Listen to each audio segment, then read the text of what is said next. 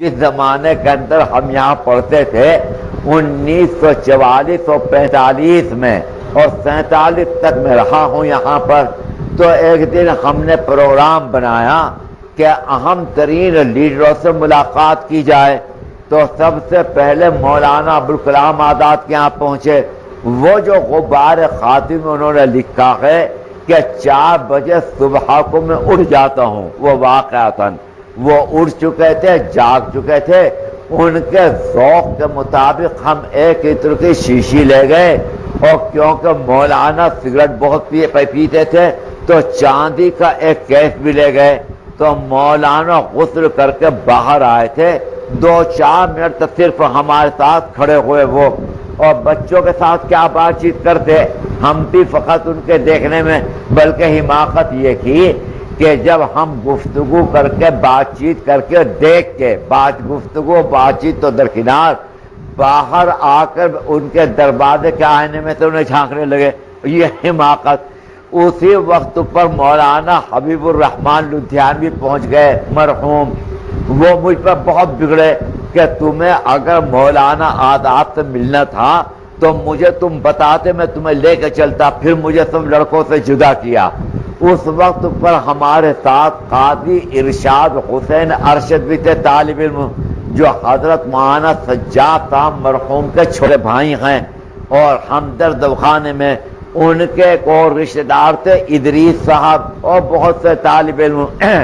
تو پھر مجھے لے گئے مولانا حبیب الرحمان، اور جا کر مولانا ابوالکلام آزاد سے پوچھا کہ انہیں پہچانتے ہو؟ تو مولانا نے کہا کہ نہیں، میں نہیں پہچانتا۔ تو مولانا حبیب الرحمان کی عجیب عادت تھی، میں نے انہیں دیکھا کہ اپنے ٹیلی فون پر بیٹھے ہوئے ہیں، اگر ٹیلی فون کوئی آ رہا ہے تو یوں کہتے تھے کہ میں بول رہا ہوں مولانا حبیب الرحمان۔ مولانا کے لفظ سے اترتے ہی نہیں تھے۔ صبح کو ان کے یہاں پر ایک مجلس ہوتی تھی قرآن مجید کی، اس میں ان کے صاحبزادے ہوتے تھے، مولوی عزیز الرحمان صاحب مرحوم، جنہوں نے جامعہ ملیہ کی ایک شاخ کھولی تھی، اور اس کے ساتھ ساتھ ان کے بڑے لڑکے مولانا خلیل الرحمان اور بھی۔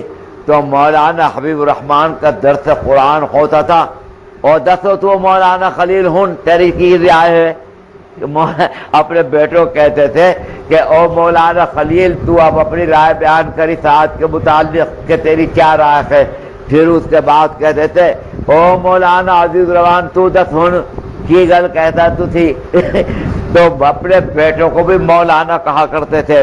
تو مجھے لے گئے، ان کی عادت تھی، اور مولانا ابوالکلام آزاد سے جا کر بولے کہ انہیں پہچانتے ہو؟ اپنے خاص انداز میں لب و لہجہ بہت ان کا عجیب و غریب تھا۔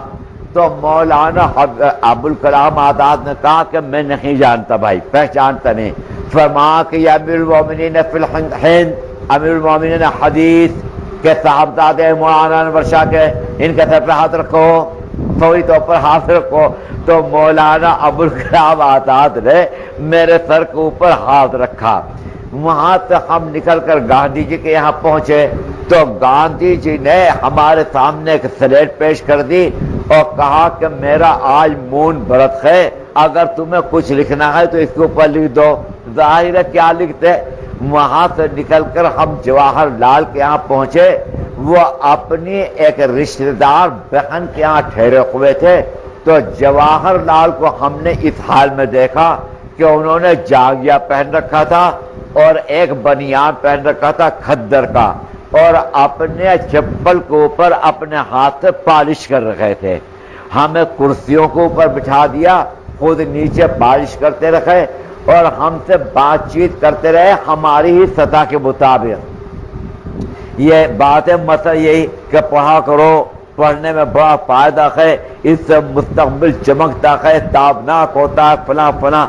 وہاں سے نکل کر ہم پٹیل کے یہاں پہنچے، تو پٹیل اندر سے باہر آ رکھے تھے، وہ واحد شخص جس نے ہمارے ساتھ مسافہ بھی گوارا نہیں کیا، سردار پٹیل نے، ولبھ بھائی پٹیل۔